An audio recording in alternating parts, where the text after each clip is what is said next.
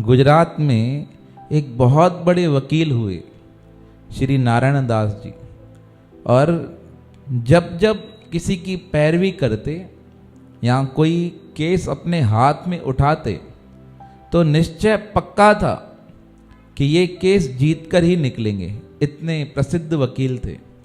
एक बार उन्होंने कोई केस हाथ में उठाया और नित्य नियम के भी पक्के, प्रातःकाल उठना है, संध्या आदि करनी है, स्नान करना है, ध्यान पूजा करनी है, सुमरन करना है और नित्य भगवान के समक्ष एक प्रार्थना करते थे, भगवान मेरे द्वारा जो भी केस लड़ा जाए उसमें हरदम निर्दोष क्या हो जाए, बच जाए। ऐसे नहीं किसी निर्दोष को क्या मिल जाए, सजा मिल जाए, ऐसा कभी नहीं हो मेरे हाथ से। अब भगवान को इस प्रकार प्रार्थना करते थे। हम भी सब प्रार्थना करते हैं ना, तन मन धन वाणी द्वारा मेरे द्वारा किसी की दिल दुखी ना होवे। अब रोज प्रार्थना करें। अब एक केस चल रहा था गुजरात हाई कोर्ट में, उसकी पैरवी कर रहे थे श्री नारायण दास जी। बहुत नाम वाला केस था, अखबारों में आ रहा था उनके बारे में। अब एक निर्दोष को हत्यारा बनाकर सजा दी जा रही थी। उसने वो कार्य किया भी नहीं था, किया तो किसी अन्य था, पर इसे पैसे खिलाकर या इसे फंसाकर इसके ऊपर नाम लगा दिया गया। अब इसकी पैरवी की नारायण दास जी ने। अब केस का दिन था, हाई कोर्ट में जाना था, प्रातःकाल हुआ, ये गए स्नान करने नदी के इधर। जैसे ही नदी में स्नान करने गए, पता नहीं बाहर आए और कुछ मिनटों के लिए जैसे ध्यान करते थे ना, वैसे ही ध्यान कर रहे थे। उस दिन ध्यान करते करते एक अद्भुत लीला घटित हो गई। ऐसा ध्यान लग गया, समाधि लग गई इनकी, जो सुबह 9 बजे ध्यान में बैठे और शाम को 5 बज गए, ध्यान खुला ही नहीं इनका, पता ही नहीं चला इन्हें, ऐसी अवस्था आ गई। अब जैसे ही 5 बजे ध्यान टूटा तो पूछते हैं क्या टाइम हुआ है, तो किसी ने कहा साय के 5 बज गए हैं। कहा 5 बज गए हैं, फटाफट भागे वहाँ से। सोचने लगे अब तो कोर्ट बंद हो गई और मेरा जो केस था आज आखिरी तारीख थी, मुझे उस निर्दोष को बचाना था, पक्का उसे क्या हो गई सजा। क्योंकि वकील ही नहीं पहुंचा तो कौन दलील देगा, कौन उसकी जगह अपने वाद विवाद करेगा, उसकी रक्षा करेगा। मन में बहुत दुख हुआ और दुख करते करते करते घर पहुंचे तो घर आकर क्या देखते हैं, बहुत से लोग बैठे हैं, बहुत सारे। और लोगों को देखकर मन में भय आ गया कि कहीं मुझे ये सब मिलकर मार ना दें। अब सबकी तरफ देखा, जैसे ही घर में प्रवेश किया सब लोगों ने मिठाई बांटी। अरे मिठाई खाओ, मिठाई खाओ, आज तो आपने जो काम किया है ऐसा कभी हुआ ही नहीं है, ऐसी आपने दलीलें दी, ऐसी वाद विवाद किया, ऐसी बातें रखी और सामने वाले मुवक्किल को तुमने हरा दिया। नारायण दास जी हैरान बहुत मन में।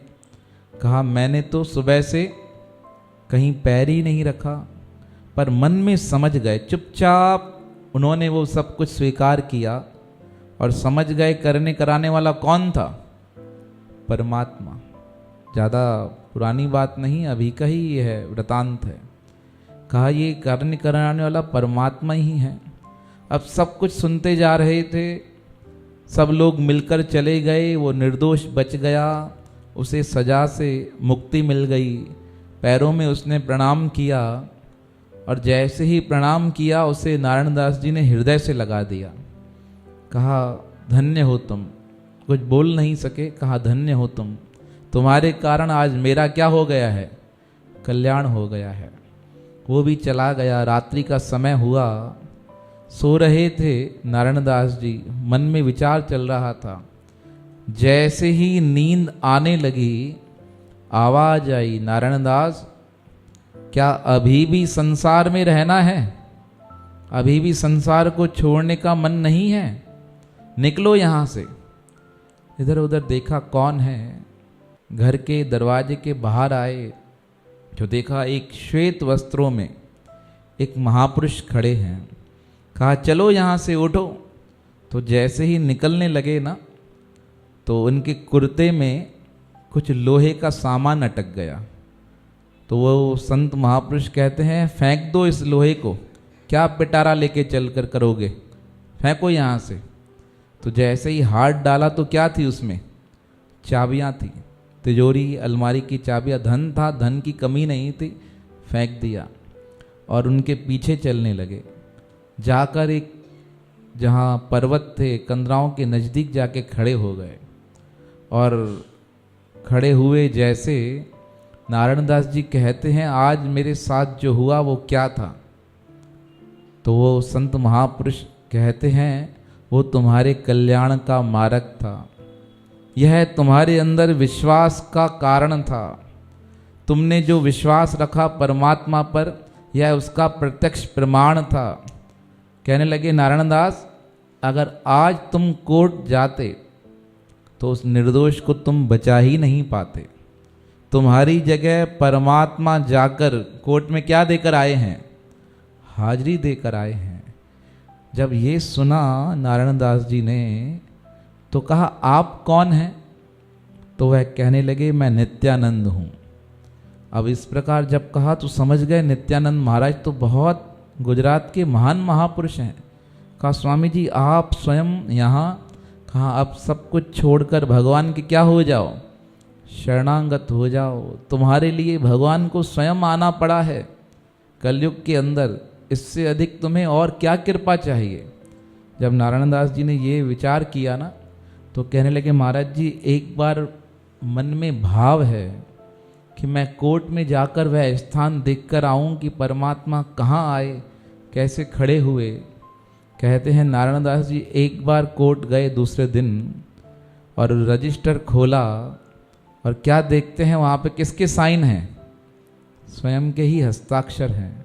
उन हस्ताक्षरों को देखकर प्रणाम किया, वापस आ गए। कहते हैं उसके बाद कभी भी घर में नहीं गए और स्वामी नित्यानंद जी की शरण ले ली। और स्वामी नित्यानंद जी को बाप जी के नाम से, बड़े बाप जी के नाम से गुजरात में बहुत प्रसिद्धि प्राप्त है। कहते हैं स्वामी नित्यानंद जी को बड़े बाप जी के नाम से जाना जाता था और श्री नारायण दास जी को छोटे बाप जी के नाम से बहुत सम्मान के साथ पुकारा जाने लगा।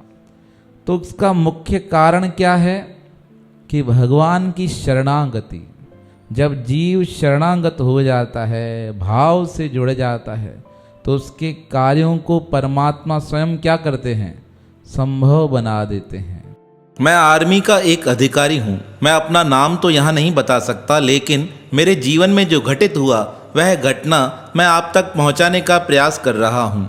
मेरा जीवन बड़ा ही कष्टमय जीवन रहा है, क्योंकि आर्मी का जीवन बहुत टफ रहता है।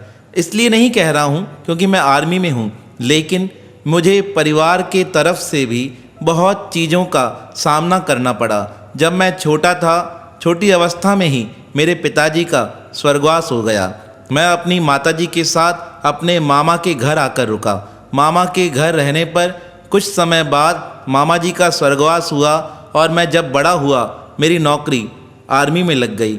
आर्मी में नौकरी लगने के बाद मैंने बहुत प्रयास किया कि मैं बहुत अच्छा एक देशभक्त बन सकूं, और मेरे मन की लगन ने मुझे और आगे बढ़ाने का प्रयास भी किया। मुझे जब आर्मी का ओहदा मिला तो मुझे सबसे पहली पोस्टिंग जम्मू कश्मीर की तरफ दी गई। वहाँ बहुत ठंड पड़ती है। जम्मू कश्मीर में काम करते करते मेरे उच्च अधिकारी मुझ पर प्रसन्न हो गए। उन्होंने कहा अब तुम्हें देश रक्षा के लिए चीनी बॉर्डर की तरफ भेजा जाता है। जब मैं वहाँ पहुँचा, वहाँ के हालात देखकर तो मेरी स्थिति बहुत खराब हो गई, क्योंकि वहाँ पर बहुत दिक्कतें थी। आए दिन चीनी सैनिक हमारे ऊपर हमला करते रहते थे और उस छोटे मोटे हमलों में कभी कभी तो हमारे कुछ लोगों की जानें भी चली जाती थी। बहुत पहाड़ी एरिया था और पहाड़ी एरिया के साथ वहाँ बर्फ़ भी गिरती है। एक दिन हम कुछ अधिकारियों के साथ अपने नित्य के रूटीन के अनुसार पहाड़ की तरफ चक्कर लगाने जा रहे थे। वह 2-3 अधिकारी घोड़ों पर थे और कुछ अधिकारी पैदल चल रहे थे। मुझसे कहा गया, तुम भी इसकी सवारी ले लो और चल सकते हो। मैंने कहा नहीं, मैं पैदल ही चलने को तैयार हूँ। हम धीरे धीरे आगे जा रहे थे और उस समय हमारे उस स्थान की तरफ एक माता जी का मंदिर होता था। हम जब भी वहाँ से निकलते थे माँ दुर्गा को प्रणाम करके यही कहते जाते थे, हे माँ दुर्गा हमारी रक्षा करना, हम पुनः लौटकर शाम को तुम्हारी आरती में शामिल हो जाएंगे। नित्य जितने अधिकारी थे उनका यही कार्य होता था। माँ जगदम्बा को प्रार्थना कर यही कहते थे, माँ शाम के समय हम तुम्हारी आरती में शामिल हो जाएंगे। ऐसा कहने का कारण होता था, पता नहीं ऊपर जाने के बाद कोई हमारे ऊपर हमला कर दे या अचानक से किसकी गोली हमको लग जाए, या हो सकता है बर्फ़ कट कर नीचे की तरफ बहती आए, हम उसके नीचे दबकर मर जाएं। भविष्य की कोई जानकारी होती नहीं थी। आज भी वैसा ही हमारे साथ होने वाला था। यह तो परमात्मा ही जाने हमारे साथ क्या होगा। हम अपने साथी और अधिकारियों के साथ यात्रा पर जा रहे थे। हम 1 घंटा चले ही थे, तभी मेरे यात्रियों ने कहा, कुछ खाने के लिए लेकर आए हो क्या? निकालो, भूख लगी है। हम थोड़ा बहुत सामान खाने का अपने जेब में रखते हैं।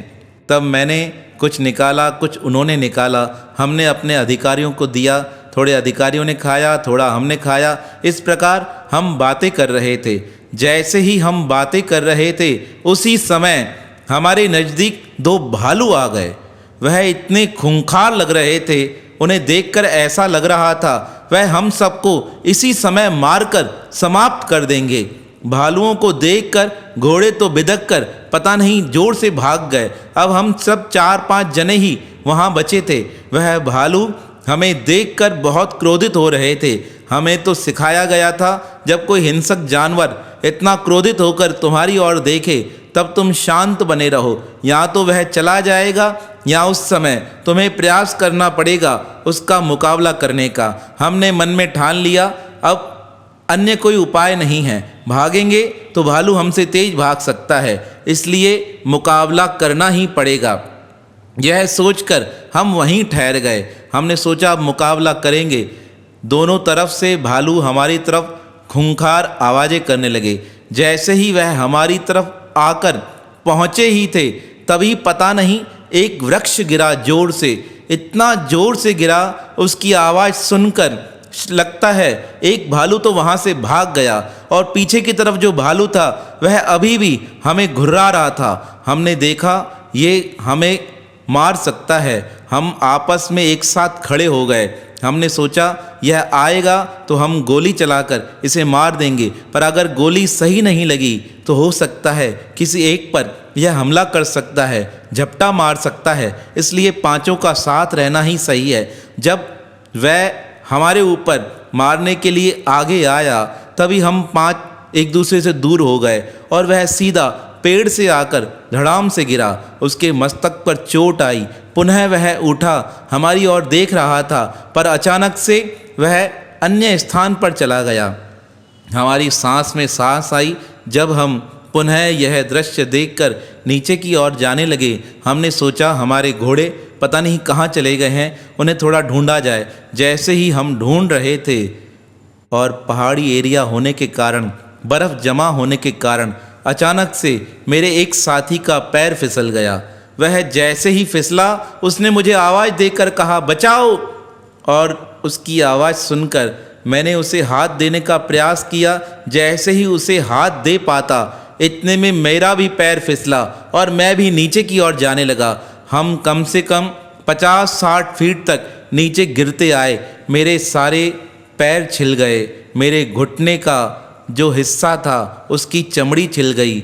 मेरे साथी का पैर छिल गया। हमने ऊपर की ओर देखा तो हमें कोई दिखाई नहीं दे रहा था। नीचे की ओर देखने लगे तो सब खाई ही खाई थी। हम हैरान हो गए, इस स्थान पर हमें कौन निकालेगा। हमने आवाज़ देकर कहा, बचाओ बचाओ, लेकिन हमारी आवाज़ कहीं तक नहीं जा पा रही थी।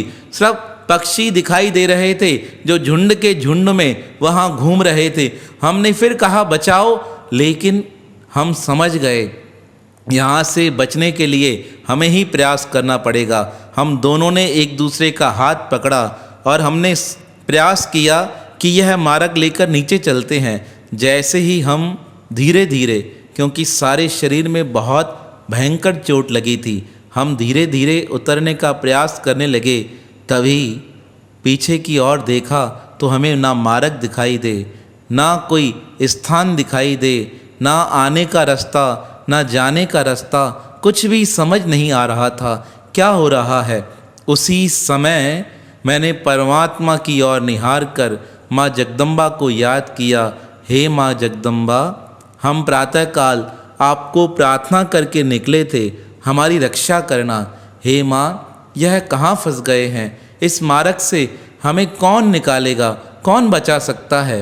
उसी समय हमने देखा उस पहाड़ पे, जो बर्फ़ का पहाड़ था, उस पहाड़ पर एक गाय हमें घूमती दिखाई दी। हम हैरान हो गए, यह गाय इस प्रकार इस पहाड़ पर कैसे आ सकती है? तभी वह हमारे नज़दीक आने लगी। नज़दीक आते आते वह आगे की ओर जाने लगी। जब वह आगे की ओर जा रही थी, हमने सोचा पता नहीं यह गिर ना जाए। तब वह थोड़ी देर रुकी और हमारे पास आकर मेरे हाथ को चाटने लगी। मैं हैरान था, कौन है? इस प्रकार एक साधारण सी गाय मेरे हाथ को चाट रही है और पुनः आगे बढ़ गई। तब मेरे मन में ख्याल आया, हो सकता है यह परमात्मा की प्रेरणा हो, परमात्मा हमें बताना चाह रहा हो, इसका मार्ग लेकर आगे बढ़ो। अब पहाड़ से उतरना उसके लिए कठिन था, लेकिन वह सहजता के साथ उतरती जा रही थी। हम भी उसी के समान, जैसा वह उतर रही थी, हम भी उतरते जा रहे थे। हम थोड़ा आगे चले तो एक थोड़ा एरिया आया, जिसे पठानी एरिया कहा जाता है। वहाँ पर भी बर्फ़ जमी हुई थी। हमें वहाँ 15 साल की एक कन्या दिखाई दी। उसे देखकर हम तो चकित हो गए, यहाँ कोई इंसान नहीं पहुँच सकता, यह कन्या किस प्रकार पहुँची है?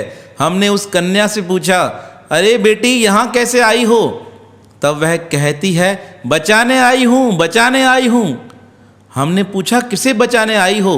कहने लगी, अपनी गाय को, मेरी गाय यहाँ चढ़कर आ गई थी। हमने कहा, वो गाय तो यहाँ खड़ी है। कहाँ? यही, इसे ही लेने आई हूँ। और वह अपने गाय के नज़दीक आई। हमने कहा, मैंने अपने मित्र से कहा, अजीब बात है, लोग अपनी गायों को ढूंढने के लिए कहाँ कहाँ आ जाते हैं। और ऐसा कहकर जैसे ही मैं उस कन्या की ओर निहारने लगा, हम सच्ची कहें, हम दोनों के होश ही उड़ गए। उस समय जो चमत्कार हुआ हमारे साथ, हम हैरान हो गए। हमने सब गर्दन मोड़ी, ना वहाँ कोई गाय थी, ना कोई वहाँ कन्या थी। हमने दूर दूर तक देखा, कहाँ चले गए, पर कोई था ही नहीं। और जाते जाते वह कन्या कहकर गई, अरे भैया जी, यही रास्ता लेकर आगे चले जाना, मार्ग मिल जाएगा। उस लड़की की आवाज़ें हम दोनों के कान में गूंज रही थी।